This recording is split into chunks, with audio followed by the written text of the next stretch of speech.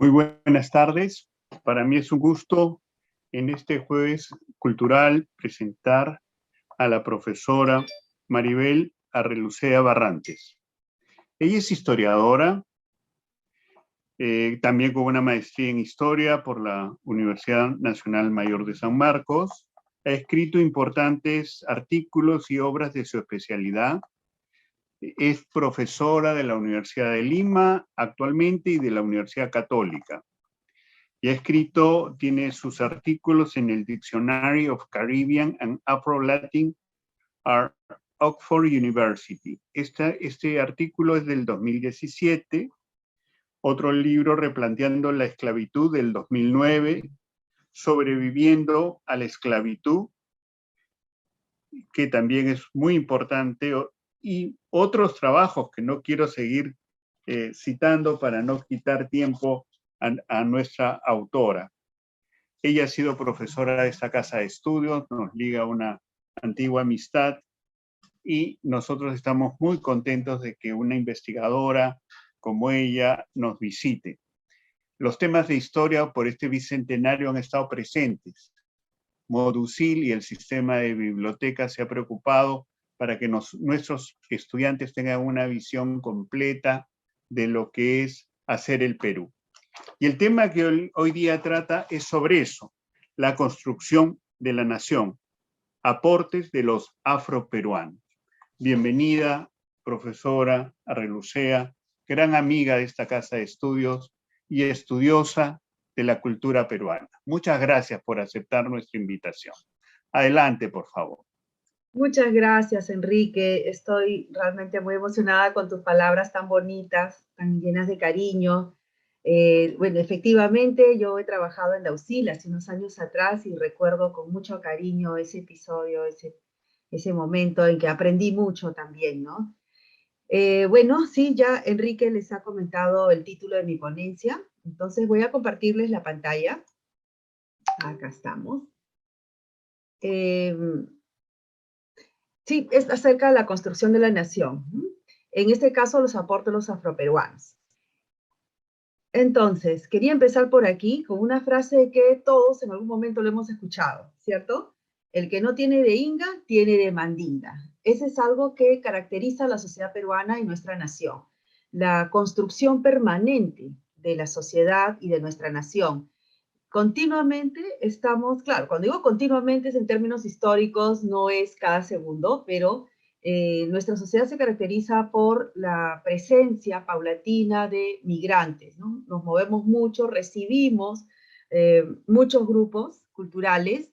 Acá, por ejemplo, tienen como una especie de tortita, donde podemos ver, ¿no? Desde el siglo XVI hasta el presente. Ahí me faltó poner a los venezolanos, que también constituye una nueva migración masiva que está reconfigurando nuestra sociedad y no sabemos hacia dónde nos va a llevar, ¿no? La última gran migración masiva fue la japonesa, entre fines del siglo XIX y comienzos del siglo XX. Y ahorita somos testigos con privilegio de observar cómo se está dando la migración venezolana, ¿no? Entonces, desde españoles en el siglo XVI, algunas moriscas también, africanos y afrodescendientes, también caribeños, centroamericanos que llegaron con los españoles como auxiliares de guerra, y luego tenemos la población indígena acá, que también es muy variada, ¿no? Cuando uno dice población indígena, asume que todos son iguales como un paquete, y no. Hay una gran variedad cultural desde la costa norte, la sierra central, la sierra sur altiplánica, las zonas altoandinas, ¿no? Y cuando decimos europeos, bueno, es desde los españoles en el siglo XVI y luego paulatinamente se van presentando, también van llegando a nuestro país, pues otras nacionalidades, ¿sí? Como franceses, alemanes, italianos, ¿no? Suizos, etcétera. Y también hay que incorporar en el siglo XIX a los chinos, es otra gran migración masiva en nuestro país, también los amazónicos, ¿cierto? Entonces, todos poco a poco han ido contribuyendo y seguirán contribuyendo, ¿no? Dentro de la nación. Entonces, en este caso yo me voy a centrar un poquito en la presencia afro. Generalmente los textos escolares, si ustedes recuerdan sus cursos de colegio, ¿sí? Que debe estar fresco seguro en su memoria, o los cursos que se imparten también en pregrado, ¿no? Hablamos de la conquista del Tahuantinsuyo y siempre se nos presenta esta dicotomía, ¿no? Españoles, indígenas, ¿cierto? Ahora, acá tienen un cuadro de Lepiani, es un clásico, digamos, que siempre está en los textos escolares, y se recuerda el enfrentamiento entre españoles, indígenas, Atahualpa, etc. Y no aparece nadie más, ¿cierto? Pero en los últimos años ya tenemos investigaciones que han ahondado en otras presencias, ¿no? Como por ejemplo los africanos y afrodescendientes. No quiero dejar también de mencionar la presencia de mujeres moriscas, y también de auxiliares caribeños, panameños, ¿no? De lo que es actualmente Ecuador, Colombia, que fueron traídos con los españoles. ¿Por qué pongo este cuadro? Porque siempre decimos los 13 de la Isla del Gallo, pero en realidad pasaron también 2 esclavos, 2 africanos esclavizados, así que no son 13. Pero bueno, entonces, con respecto a la población africana y afrodescendiente, tenemos una participación muy activa al lado de los españoles, ¿no?, que estaban conquistando este territorio, y fueron pilotos, arcabuceros, cargadores, soldados, ¿no?, también estaban las mujeres, sirvientas, etc. Eso poco a poco se ha ido reconstruyendo. Lamentablemente las fuentes que tenemos no ahondan en los nombres, ¿no? Yo recuerdo a Juan José Vega, que estaba trabajando justamente ese tema, cómo rescatar la presencia de africanos y afrodescendientes en la conquista, como parte de esta historia, ¿no? Y no ver solamente pues una historia de españoles e indígenas, porque este es el inicio también de la presencia de los afrodescendientes en América Latina y en nuestro país en particular, ¿no?, que van a ir conformando parte de nuestra nación. Entonces, lo que nos falta es sacar los nombres en lo posible, ¿no? Los nombres, individualizarlo, así como es tan fácil decir Pizarro, Almagro, Luque, etcétera, pues también reconocer las otras presencias, ¿no? Entre ellos, pues, los africanos y afrodescendientes.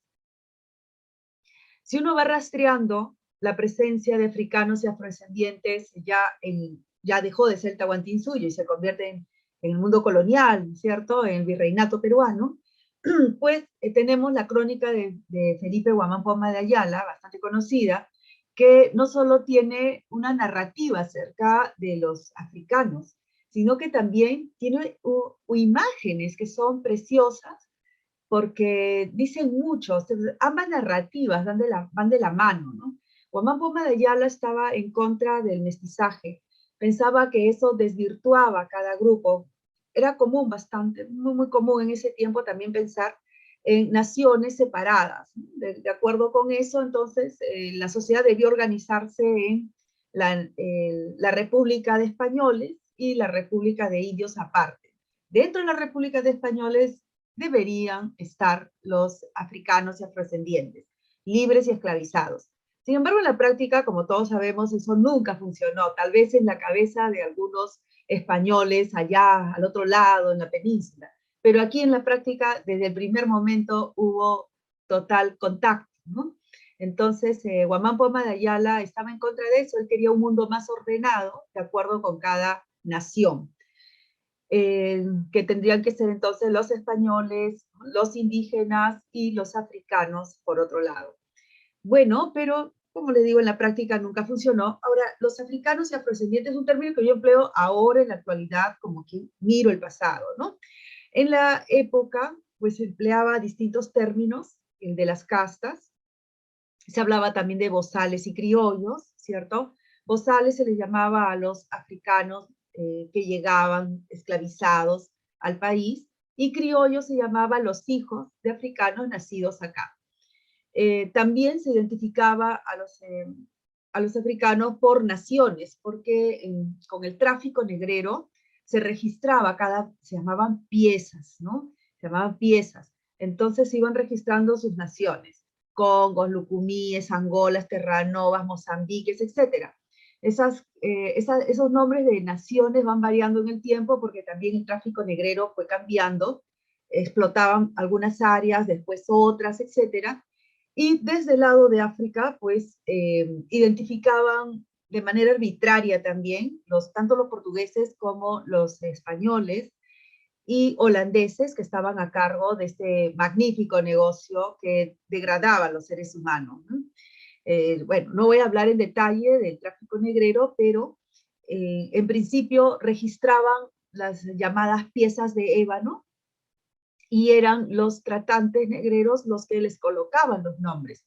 A veces era por el lugar de origen donde los habían capturado. En otras ocasiones era por el idioma que se hablaba. Y además también estaba pues la buena voluntad o la mala voluntad de los negociantes estos que les colocaban un nombre. Todos debían ser bautizados además, y los bautizos eran en masa, ¿no? Eran en masa, así, en balde, les tiraban el agua bendita y se acabó, ¿no? Cumplían entonces con el trámite, digamos, y emprendían el viaje, que podía ser azaroso, duraba muchos meses, los barcos eran chiquitos. Yo me quedé realmente sorprendida cuando vi la reconstrucción de un barco negrero en el Brasil, eso fue en Sao Paulo, en el Museo de Sao Paulo. Siempre me imaginé que eran grandes porque transportaban 500 esclavos, más carga de otro tipo, como por ejemplo podían ser licores, ropa, un montón de objetos, ¿no? Para comerciar. Pero no, lo que pasa es que los colocaban unos contra otros, uno encima de otros, apiñadísimos, peor que combi limeña. Entonces era una cosa espantosa. Imagínense ustedes el trato inhumano y que estén ahí todos constreñidos 3 meses de navegación, ¿no? Y qué les cuento, no habían baños, ¿no? Se enfermaban continuamente, les daban de comer cosas terribles, ¿no? Hay bastantes estudios sobre eso. Y bueno, entonces eran llamadas las castas, las naciones, perdón, ¿no? Que en algunos casos solo recogía el nombre, ¿ok? El nombre del lugar o el idioma de los que estaban ahí ya capturados.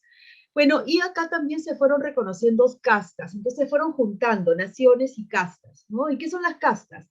Pues como ya les había comentado antes, los españoles imaginaron que teníamos la nación española, por otro lado los indígenas y los africanos, ¿no? Entonces eran 3 grandes naciones. Y en un principio habían prohibido las mezclas, ¿no? De tal manera pues que se suponía que español debía casarse con español, indígena con indígena, ¿no? Y africano con africana, ¿no? Bueno, pero ustedes saben que en la realidad eso no se puede, pues porque uno mira, se emociona, qué sé yo, el flechazo, Cupido, etcétera, ¿no? Lo que sea. Como quieran explicarlo, pero hay una cosa ahí que uno no lo puede controlar, ¿no? Y entonces, bueno, en el pasado también la gente era así, ¿no? Y se dan las mezclas. Entonces, ¿cómo llamar a los hijos y las hijas que van naciendo producto de estas mezclas?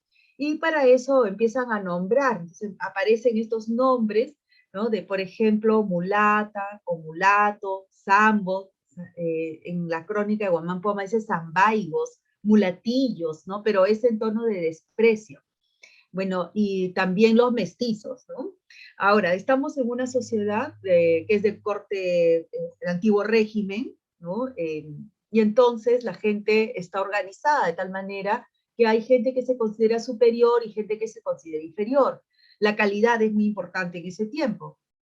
¿De dónde viene la calidad? Pues primero del nacimiento. ¿Quién es tu papá? ¿Quién es tu mamá? ¿Cómo te apellidas? Cosa que todavía los limeños tenemos, ¿ah?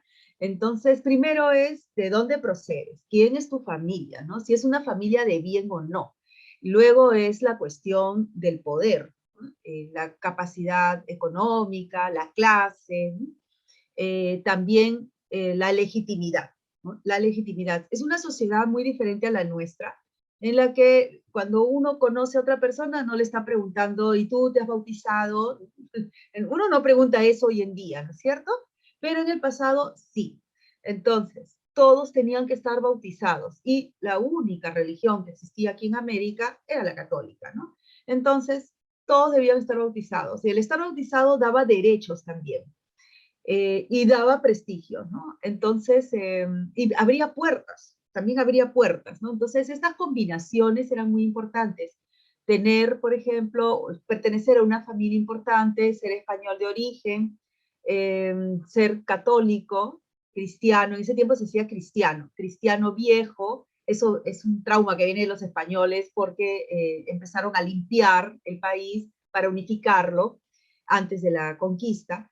y decidieron expulsar a los moros y los judíos, ¿no? Y de ahí todos estaban vigilados. Ser cristiano viejo se convirtió en algo muy importante, la limpieza de sangre se llamaba eso, y se trasladó a América, se trasladó también al Perú, y era muy importante mostrar, tener limpieza de sangre aquí. No solamente hablaba de la cuestión religiosa, sino también de la cuestión que buen tiempo se ha llamado racial, ¿no? ¿Qué significa eso? Pues no tener ni una gota de sangre negra en las venas. Entonces, tener alguna abuela, algún bisabuelo africano era de mal tono, era inferiorizarse socialmente, era como perder calidad, ¿no? Era perder calidad. De tal manera que eso se ocultaba, ¿no? Entonces las mezclas, pero que se van dando estas mezclas, españoles con indígenas, por ejemplo, salen mestizos, ¿no? Dentro de los mestizos se reconoce el mestizo real, que es superior. ¿Por qué? Porque no es hijo de cualquier india, sino de las hijas de los incas, de las panacas, ¿no? Entonces son nobles, entonces son mestizos reales, ¿no? Después está la mezcla entre español y africana, entonces eso se llama mulato, mulata, los hijos, ¿no? Mulatos, mulatas. Y hasta ahí como que se manejaba todavía, pero luego también algunos africanos se unen con indígenas. Y el producto, un producto entre comillas, son los zambos o las zambas. Bueno, eso no se vio con buenos ojos aquí por las autoridades españolas y lo prohibieron. A inicios de la época colonial se prohibió estas uniones, ¿no? Afectivas y sexuales, y los castigos eran draconianos, les cuento, ¿no? Desde, por ejemplo, a las mujeres les cortaban las trenzas. Bueno, hoy en día uno puede decir, y bueno, puedo vivir con el cabello corto, ¿no? Pero es una sociedad donde la mujer debía tener el cabello largo para ser considerada mujer, ¿no? Entonces, cortarle las trenzas a las mujeres era degradarlas socialmente. Y probablemente ya no iba a encontrar otro partido para casarse, ¿no? Es una sociedad además donde las mujeres tienen que casarse porque no hay otra opción. ¿Y qué le pasa a los hombres? Pues sufren mutilación genital. Bueno, pero a pesar de esas reglas tan draconianas, que yo me inhibiría de inmediato, pues la gente no siguió con los arrebatos emocionales, ¿no? Y siguieron aumentando los llamados zambos y zambas, hasta que ya la ley cayó en el olvido, ¿no? En fin, entonces acá vemos algunas imágenes de Bomán Poma de Ayala, que al lado izquierdo, por ejemplo, ustedes pueden ver algunas representaciones donde Bomán Poma coloca a los esclavizados como personas sufrientes, degradadas, ¿no? Que sufren el abuso de los españoles, pero también al otro extremo nos presenta esclavizados que son católicos, religiosos, buenos sirvientes, fieles, ¿no?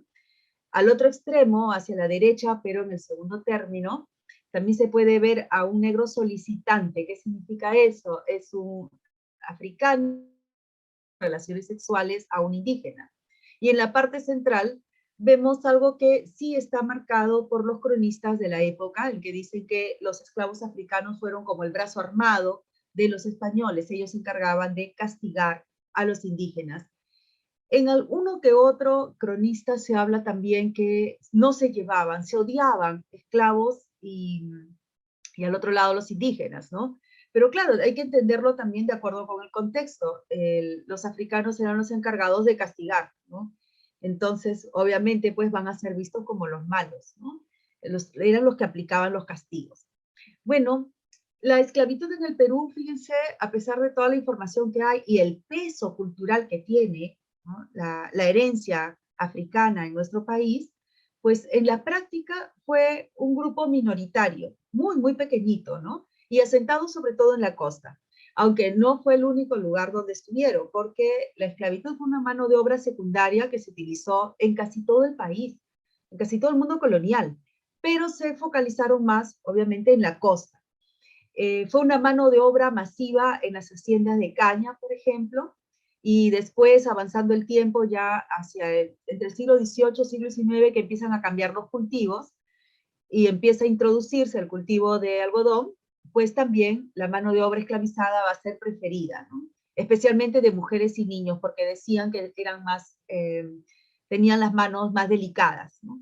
Bueno, está asociado al cultivo de plantación, se llama, esta forma de trabajo se llama esclavitud de plantación, que fue muy usual en Brasil, en el sur norteamericano, en el Caribe, en algunas zonas también de México, de Colombia, de Ecuador, y aquí en nuestro país en muy pocos espacios, ¿no? Esos espacios, sobre todo de esclavitud de plantación, lo vamos a ver en poquitos espacios de Lima. En Lima en realidad casi no tuvimos haciendas enormes, sobre todo fueron medianas y pequeñas propiedades, pero aquí las ínfulas pues de la élite decía mi hacienda, ¿no?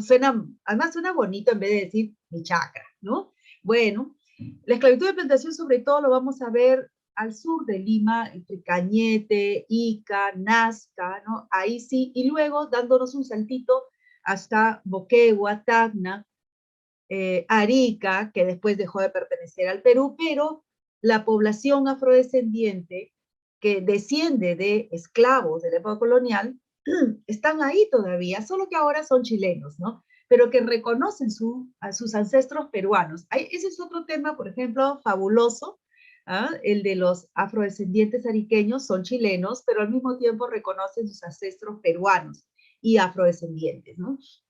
Bueno, entonces tenemos una mano de obra masiva de esclavitud de plantación en algunos espacios, luego tenemos la mano de obra especializada por oficios, si bien aquí la trata negrera colocaba esclavos al por mayor, así bastantes, algunos no tenían especialización y otros sí, los cuales valían más, ¿no? Hay que pensar esto no en términos humanitarios, actuales, ¿no? Por ejemplo, podemos pensar en la esclavitud como un sistema miserable, espantoso, ¿no? Que degrada a una persona, le quita su humanidad.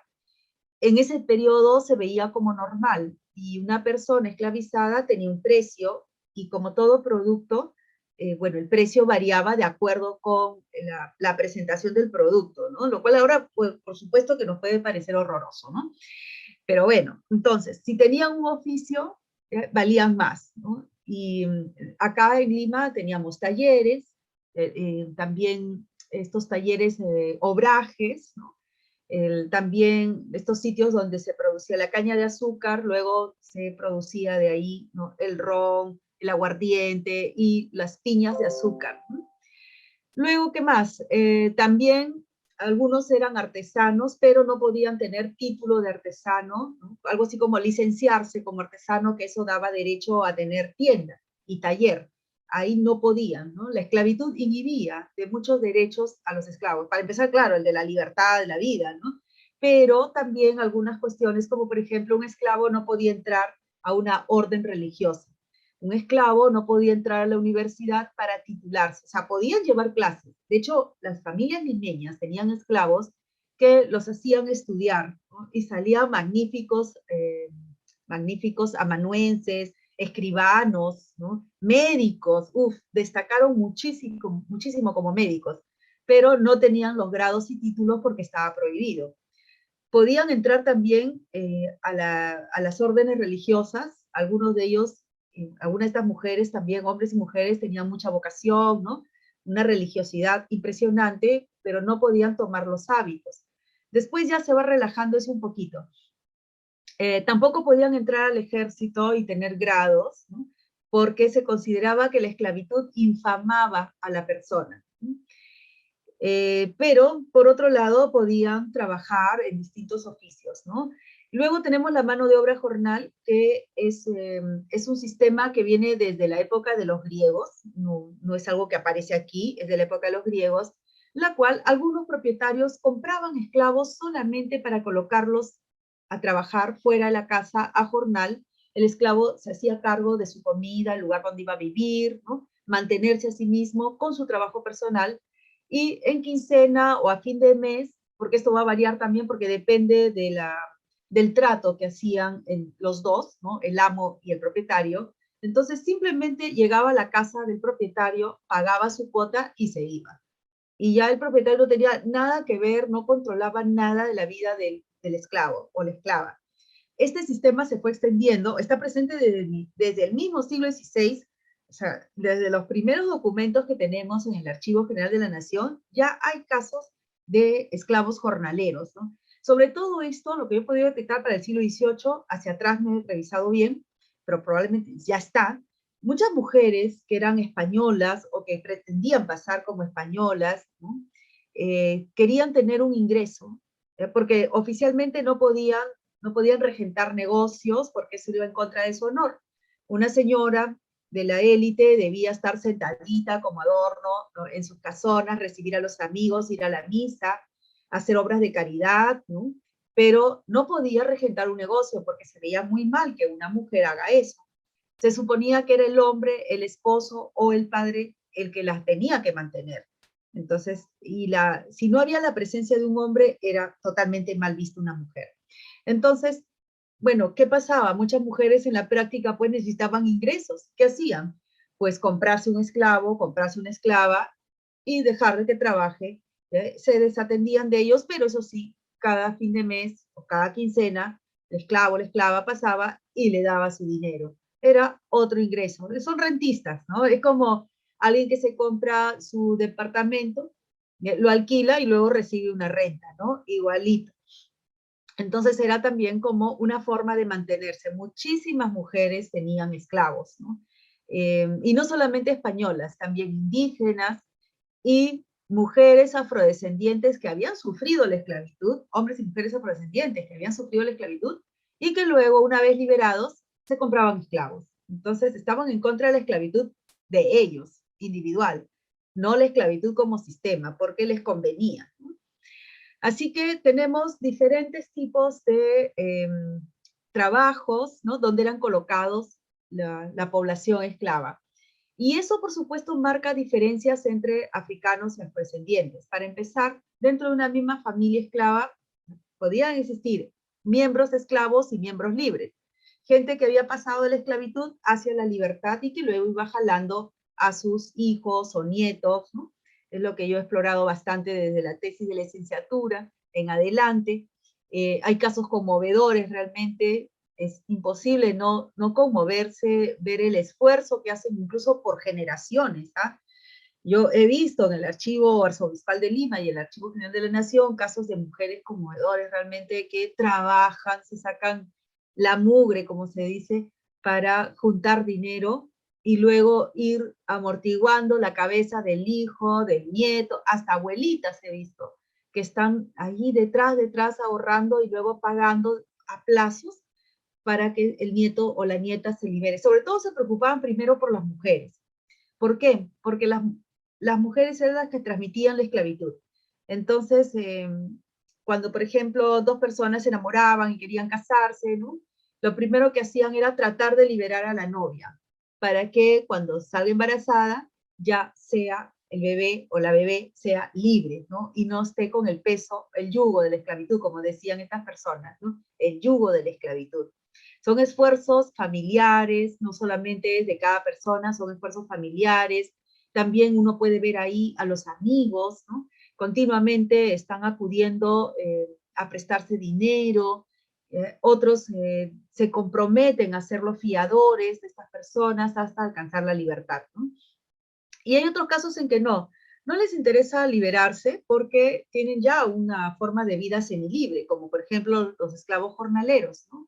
Si ustedes están interesados en seguir uno de estos casos, hay un libro bonito que es el de Christine Hunefeld, Las Manuelos, así se llama, Las Manuelos, todo juntito. Está en línea, ustedes pueden acceder al texto, está en línea, y es magnífico, chiquitito, y uno lo lee de cabo a rabo rapidito, ¿no?, porque parece un cuento, pero con mucha sensibilidad, ¿no? Christine Hunefeld es una antropóloga, historiadora muy importante, porque además es la primera en escribir acerca de mujeres esclavizadas en el Perú, ¿no? Pero tiene mucha sensibilidad ese texto, muy bonito, una reconstrucción histórica brillante, aunque no son casos reales, pero ella accedió a un montón de documentos y a partir de allí hace como algo así, como una novela histórica, ¿no? Y le quedó muy bien.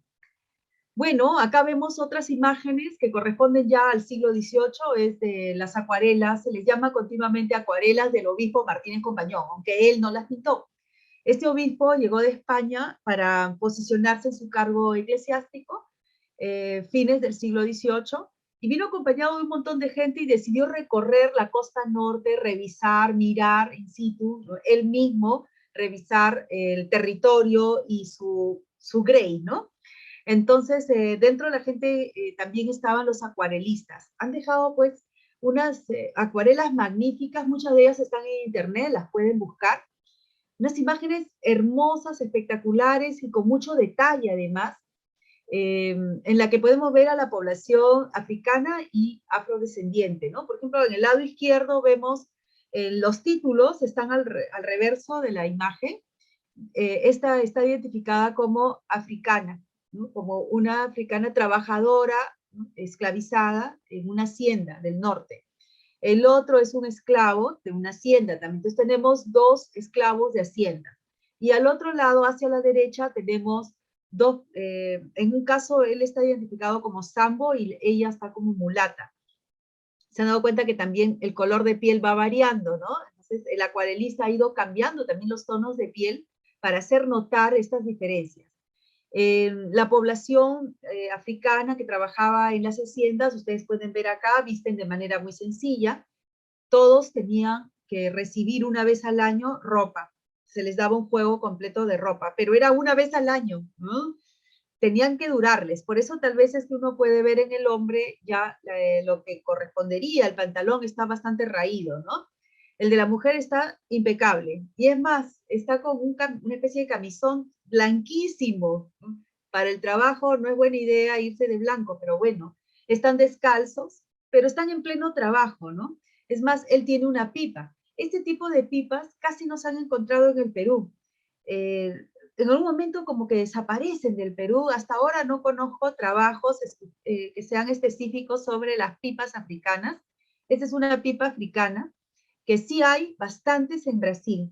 Los pude ver en el Museo de Sao Paulo y recientemente han encontrado, hay ahorita un trabajo de arqueología, están excavando en la Nazca, la hacienda La Nazca, y han encontrado restos de un pedacito de la pipa, ¿no? La pipa africana. Entonces creo que es el primer resto de pipa africana en nuestro país, lo cual pues nos conecta con la gente del pasado, ¿no? Fumaban tabaco porque la hacienda estaba obligada a darles tabaco, alimentos, ropa, pero se les daba, por ejemplo, el tabaco una vez a la semana, ¿no? Y cuando trabajaban bastante, eran buenos, qué sé yo, buenos trabajadores, se les daba un paquetito adicional. Y al otro lado es contrastante realmente ver la población urbana, ¿no? Con vestidos elegantemente, de manera cortesana, a la moda del siglo XVIII, súper elegantes. En el caso de la mujer esta con un chal transparente, parece un tul, ¿no? Precioso, con adornos en la cabeza y está oliendo una flor, que ese es un rasgo característico cómo se dibuja, cómo se pinta a las mujeres de la élite. Entonces esta mulata está como entre los dos mundos, ¿no? Y el sambo, el llamado sambo, identificado así, pues lo podemos ver súper elegante. No sabemos los oficios de ellos, ¿no? Pero están muy, muy elegantes. Y realmente estas imágenes son las más cercanas a cómo lucían en la época. Hay muchas representaciones, bueno, no tantas como quisiéramos, pero hay representaciones de africanos y afrodescendientes, desde, por ejemplo, nuestro gran Pancho Fierro, con el que empecé la imagen, la primera imagen que puse, hasta los pintores europeos como León Sangrán, ¿no? Entre otros más, que tienen también sus puntos de vista particulares, ¿no? Que recogen estereotipos bien marcados acerca de los hombres y las mujeres de sectores populares, indígenas, mulatas, ¿no? Casi todas siempre se identifican como mulatas, y las españolas consideradas blancas, ¿no? Ya para el siglo XIX el lenguaje va cambiando, ya no se dice solo español, sino que a medida que se acercan las guerras de independencia y luego ya se asienta la república, el término cambia, se dice blanco. Empieza a entrar entonces ya todos estos términos que son raciales, completamente raciales, ¿no? Y donde la legitimidad empieza a ser desplazada y se va centrando todo en el color de piel y cómo lucen las personas. Entonces, las acuarelas de Pancho Fierro, que están a la izquierda, nos presenta unas imágenes variadas acerca de el trabajo, ¿no? El trabajo, las diversiones, las creencias, pero también el contacto entre la gente, el contacto. Podemos ver continuamente personas afrodescendientes con indígenas y con personas de la élite. Y al otro lado, bueno, estos son totalmente estereotipados. Si ustedes ven el texto de Ruyendas, por ejemplo, la ama de leche y la lavandera son totalmente sexualizados, ¿no? Estos son los bocetos que hizo este pintor francés cuando ya regresó a Europa, pero en su recuerdo y en su composición, estas mujeres están totalmente sexualizadas, ¿no? Ahora, la población afrodescendiente ingresó a nuestro país en calidad de esclavizados, ¿no? A la fuerza, considerados como mercancías, con muchos sufrimientos. Sin embargo, a pesar de todo eso, fíjense, fueron aportando a la sociedad, construyendo sociedad con el resto, ¿no? Entre los aportes, por ejemplo, está la religiosidad. Tenemos a San Martín de Porres. Este es el retrato que se ha hecho, se ha elaborado a partir de la reconstrucción, ¿no?, del rostro de San Martín por su cráneo, se hizo en Brasil, y se ha dejado de lado la clásica estampita que más bien se parece a la imagen de este actor mexicano René, ay, me olvidé el apellido, no sé, Enrique, si te acuerdas de esta película mexicana que recogía la vida de San René Martín. Muñoz. Muñoz, efectivamente, René Muñoz, me encantaba esa película, sí. Pero ahora ya hemos dejado de lado esa clásica estampita de San Martín, ¿no? Y se está colocando esta nueva imagen que es más cercana a la realidad, ¿no? Aunque a algunos no les guste, ¿no? Pero que destacó muchísimo, ¿no? Por su religiosidad y como ejemplo de honestidad, de humildad y además como sanador, ¿no? Manejaba mucho la medicina tradicional. Por el otro lado, cada vez está siendo más conocida Úrsula de Jesús. No sé si ustedes han escuchado hablar de ella, Úrsula de Jesús, que fue una mujer que entró esclava a las Clarisas y luego se convirtió en beata, ¿no? Tuvo los hábitos y fue considerada en su época como una mujer santa que incluso decía que hablaba con Dios. Entonces, en algún momento su confesor le dijo que que escriba los diálogos con Dios, las imágenes que ella tenía, estas visiones que tenía. Así que Lima es tierra de santo, de santidad, como pueden ver, ¿no? No solamente es Santa Rosa, sino también tenemos a Úrsula. Ahora, Úrsula murió y el día de su entierro fue todo el mundo a mostrar sus respetos. Se dice que incluso el virrey y la virreina. Las clarisas guardaron su cuerpo en un ataúd especial y está ahí hasta el día de hoy, ¿no? Este es un retrato hecho posteriormente a la muerte de Úrsula, pero que la representa justamente como una encarnación de la santidad, igual que San Martín de Porres. Pero a diferencia de San Martín, Úrsula no ha tenido un proceso de beatificación ni santificación, ¿no? Y es más, San Martín tuvo que esperar un montón, ¿no? Fue beatificado recién en el siglo XIX y santificado en el siglo XX, en plena época de la lucha por los derechos civiles de los afro-norteamericanos, ¿no? Y de hecho Celia Casa en un libro muy bueno dice que la iniciativa ya para empujar el proceso de santificación no fue de los peruanos, fue de los norteamericanos. En fin, qué interesante, ¿no? Bueno, y tal vez el aporte más importante y significativo de la religiosidad de la población africana y afrodescendiente sea pues el Señor de los Milagros, ¿no?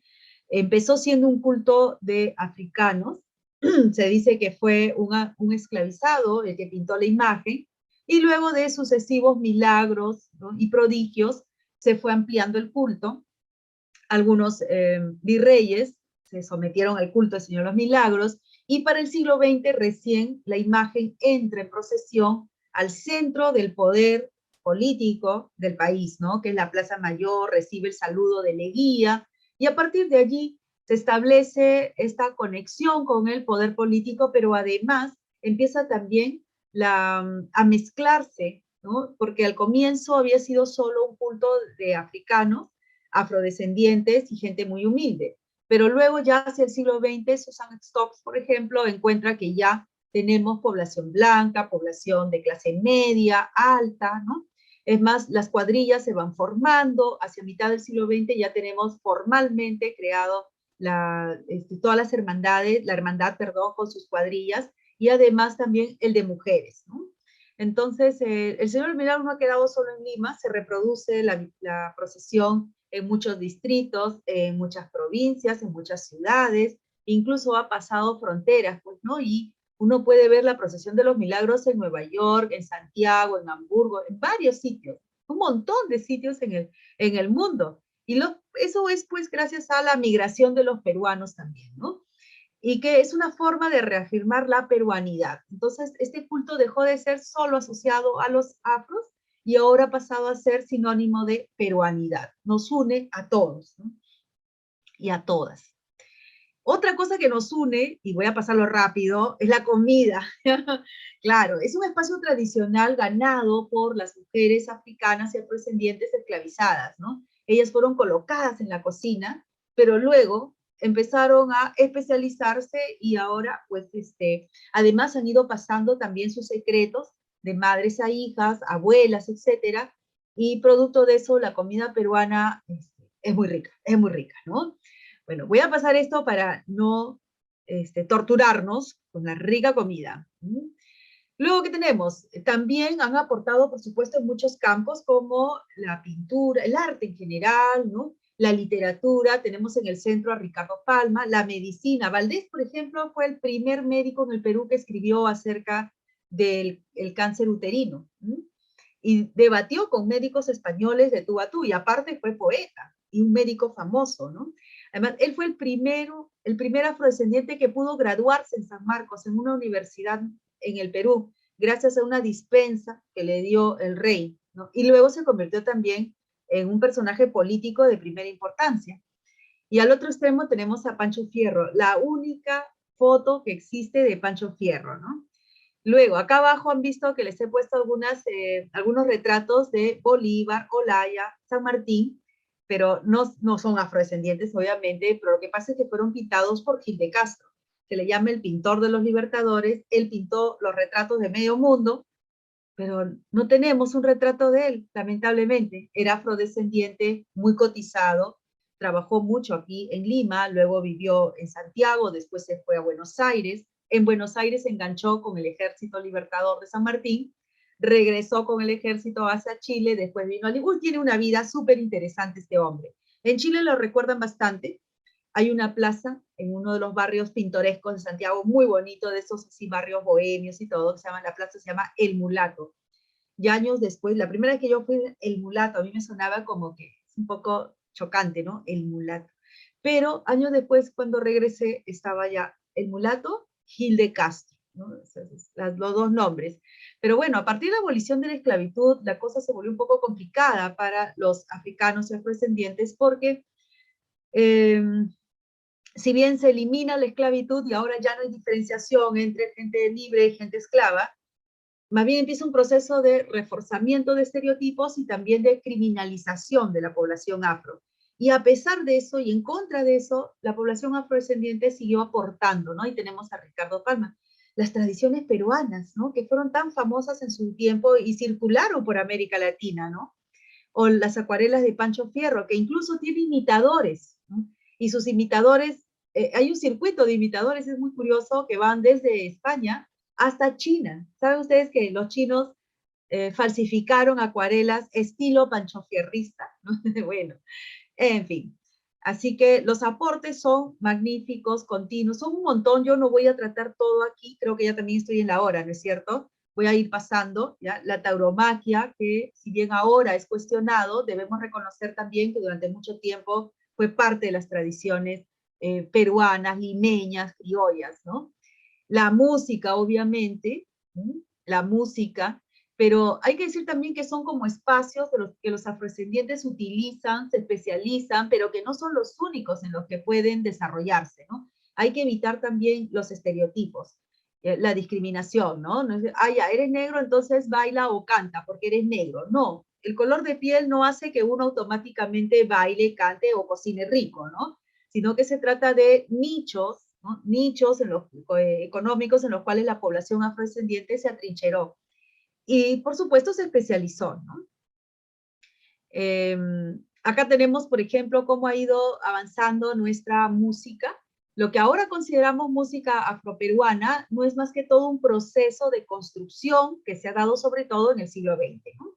Entonces tenemos desde Durán, este estudioso muy importante, Durán, que reconstruyó el son de los diablos y colocó esto en un teatro, en el Teatro Municipal de Lima, en el 56. Y eso posicionó nuevamente la música afrodescendiente.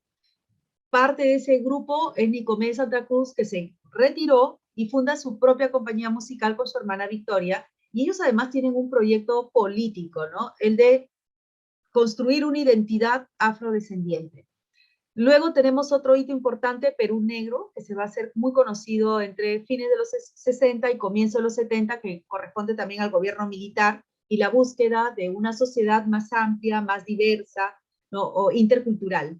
Y hoy en día, pues, tenemos ya el canon, está listo, ¿no? Entonces, gracias a los esfuerzos de Durán, Nicomés, Victoria y el grupo de Campos, Perú Negro, ahora hablamos de la música afroperuana, y hay un canon, ¿no? Tiene que haber quijada, cajita, cajón, incluso se ha incorporado el checo, que es de la costa norte, y se ha incorporado otros instrumentos musicales que no son nuestros, pero que ahora ya lo son, ¿no? Como las tumbas, las congas, ¿no?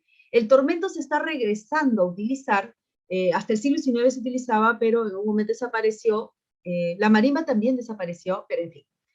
Entonces, el siglo XX también marca otros desafíos para la población afrodescendiente, tener que luchar contra los estereotipos, ¿no? Y al mismo tiempo ir construyendo sus vidas cotidianas, la de sus familias, y con eso de la nación, ¿no?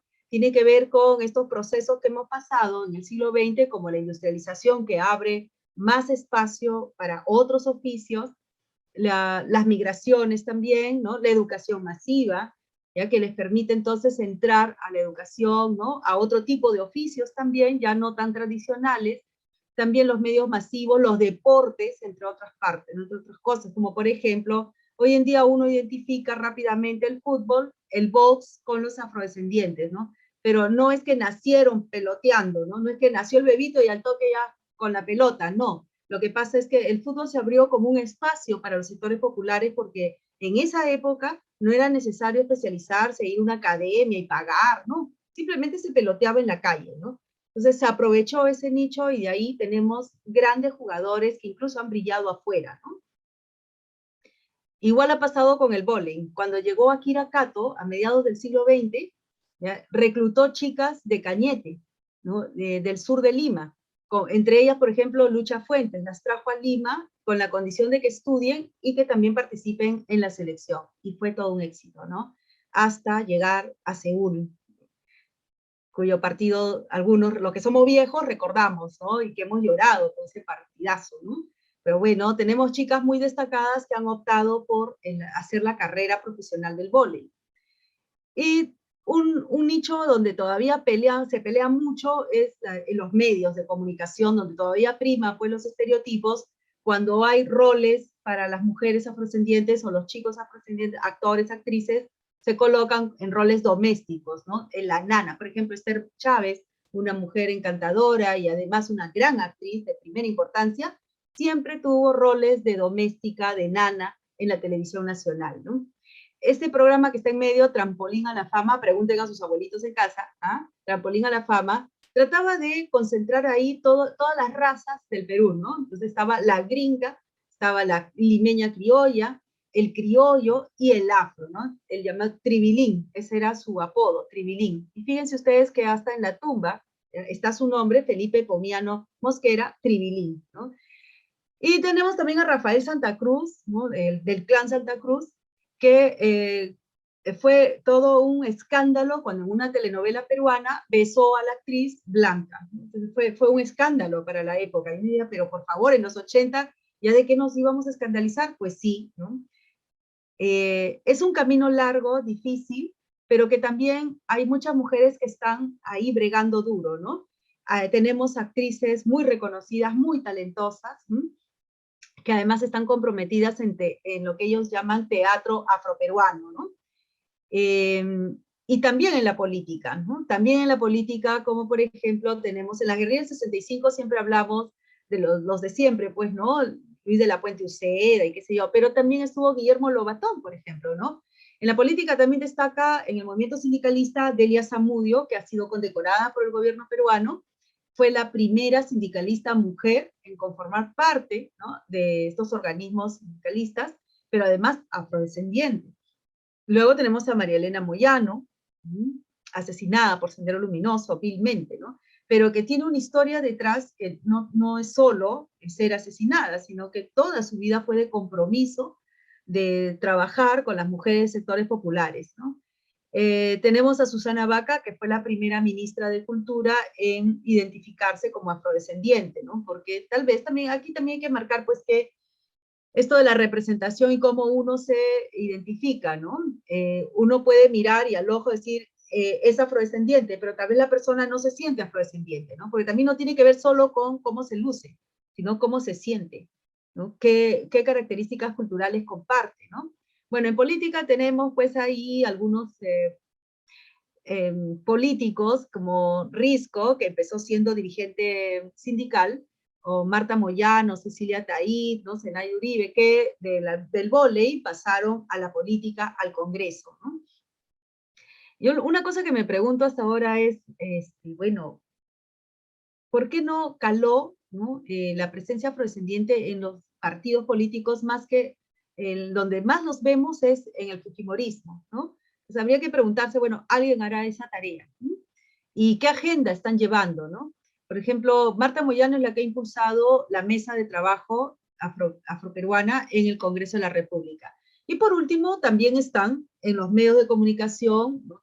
Están en las redes y todo lo demás.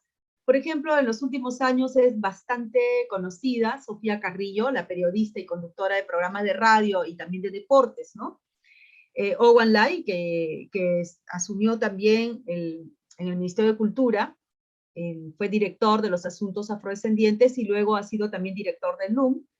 Luego, no sé, en realidad no quisiera olvidarme de nadie, pero solo estoy colocando algunas, nada más. Tenemos, por ejemplo, modelos. Hace 20 años era imposible ver una modelo con tanto éxito, aunque hay pioneras, por supuesto, en los años 70, y yo arrastraría eso mucho más atrás, en los años 50, 60, ya hay modelos afrodescendientes, pero son vistas como muy exóticas, colocadas ahí como, mira, ¿no? Esta cosa rara, bonita pero rara, ¿no? En cambio, hoy en día esto está cambiando bastante. Claro, hay que agradecer también a las pioneras del pasado.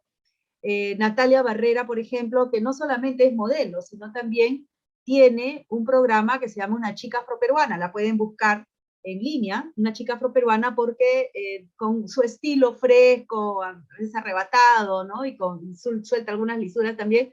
Bueno, ella trata de que la gente entienda lo que es vivir la discriminación cotidiana, con un estilo irreverente y todo, ¿no? Muy graciosa. Por último, bueno, tenemos acá abajo, por ejemplo, mujeres que están destacando mucho en la política. Por ejemplo, tenemos una concejal que es afroperuana. Están en los medios de comunicación, están en todos lados en realidad. Lo que pasa es que también esto de ir etiquetando a la gente, pues no es correcto, ¿no? Pero lo que quería que vean aquí es entonces cómo, de una manera muy apretada, ¿no? Cómo los afrodescendientes construyen la nación junto, codo a codo, con todos los demás. ¿No? Y si somos peruanos y peruanas, es justamente por ese esfuerzo que hacemos todos en el día a día. ¿No? Muy bien, eso es lo que quería conversar con ustedes. Muchas gracias, Maribel. Bueno, ahora queda un pequeño espacio de preguntas, muy pequeño. Ojalá que las hayan escrito. Vamos a mirar. Bienvenidos. Bueno, ahí les dan la bienvenida. No, solamente para que hagan sus preguntas. Alfredo, ¿podríamos liberar micros para que haya un par de preguntas? ¿Estamos, Alfredo? ¿Alfredo? ¿Sí? ¿Podemos hacer las preguntas? Creo que sí, ¿no? A ver, ¿alguien se anima, por favor? Yo no quiero preguntar porque ya ha sido una conferencia tan rica, tan panorámica, no ha olvidado nada la profesora Relucea, pues, hemos visto gastronomía, deporte, cultura, ¿no? Ha puesto al tradicionista Ricardo Palma, o sea, no ha olvidado nada, se han dado cuenta, muy cuidadosa y muy completa, lo cual se lo estamos muy agradecidos porque ha cogido todo el espectro hasta la cultura popular, ¿no? Hasta este momento, ¿no? Lo cual es muy valioso para nosotros que trabajamos en otros ámbitos, ¿no? Porque nosotros estudiamos business, marketing, ¿no? Entonces para nuestras carreras es vital. Ahora ya tenemos medicina, te contamos, ¿no? O sea, ¿En ya hay serio? ¡Qué medicina en la Universidad de San bien! Ignacio, tenemos deporte, ¿no? También. Ah, sí, ahí destacan bastante, sí. Sí. Ujú. ¿Alguna pregunta alguien quisiera formularla, por favor? Susana, ¿están liberados los micros o no? No. ¿No? Yo creo que...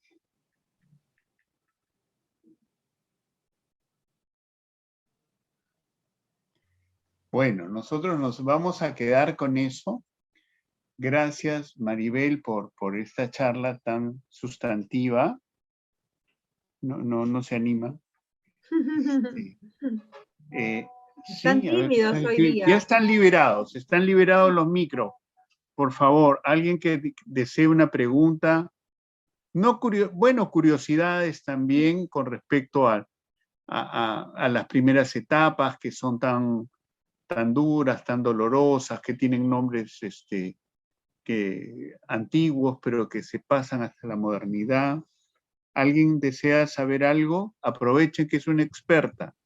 La profesora ha recibido, ¿no? Ha escrito en los más importantes medios sobre esclavitud, o sea, es experta, o sea, puede absolver alguna curiosidad, pregunta sesuda. Sí, una pregunta ahí que... Sí, alguien... Bueno, nos has dejado anonadados. Entonces, creo que así nos quedaríamos, ¿no? Con todo ese fresco nacional, ¿no? Tipo que ahora están de moda, eso que pintan los muralistas, un mural, ¿no? En la anterior reunión tuvimos a... ¿Alguien quiere hacer una pregunta? Sí, adelante, yo me callo. ¿No? Ya. Tuvimos a Eduardo Torres entrevistando a Eric, un pintor que hace murales, ¿no? Que hizo Chabuca Granda, que hizo a Qué varios, sí, bonito. muy bonito. Sí. Entonces, y ha Hay hecho también en ciudades. algunos lugares como fuera de Lima, ¿no? En Sí. algunos barrios, distritos populares. Muy Mira, bien, estoy Maribel, muchas compartiendo. gracias, Ya. muy agradecido, ¿no? De verdad. No hago preguntas porque me he quedado encantado de la charla. Más bien, gracias por decirnos que están en línea las acuarelas de Pancho Fierro, que están en línea lo de Christine Hunenfeld, que la conocí, porque tuve Ay, la sí. oportunidad de hacer un evento de americanistas hace mucho tiempo en la Universidad de Lima, y la pude entrevistar y ella presentó sus temas tan difíciles, ¿no? Porque ella siempre estudia temas difíciles, ¿no? ¿Cómo se llama el texto de Las Christine Manuelos. Kuhn? Ahorita lo voy a buscar. Las Manuelos, ya. Les he compartido en el chat a todos el link Ya, de mi último libro, que es chiquito, es los munilibros, y ahorita voy a buscar el de las Manuelos, también está en ya. línea. Perfecto, ¿no? Porque mientras que hablabas me acordaba de Urtecho, un litigante por amor, ¿no? Que es Claro, una que fue llevado al historia muy teatro. linda sobre un señor que lucha por ¿no? Un blanco que lucha para comprar a su novia, ¿no? Porque su Sí, novia es esclava, entonces hay todo un litigio, ¿no? Miguel de sí, Urtecho, un litigante por amor, ¿no? Entonces, como ven, sí, el precioso. amor está presente también en estos avatares históricos. Muchas Sí. gracias, Maribel, Sí. muy amable. Ok, Gracias. ha sido un Gracias a placer. ustedes que han estado tan atentos y absortos a la conferencia. Muchas gracias. Nos Un vemos el próximo abrazo. jueves. Felicidades. Gracias, Chao, Maribel. Enrique. Gracias. Gracias. Muy Gracias por bien. todo. Adiós. Adiós. Gracias, Alfredo. Gracias. Gracias, Susana. Gracias, Mónica.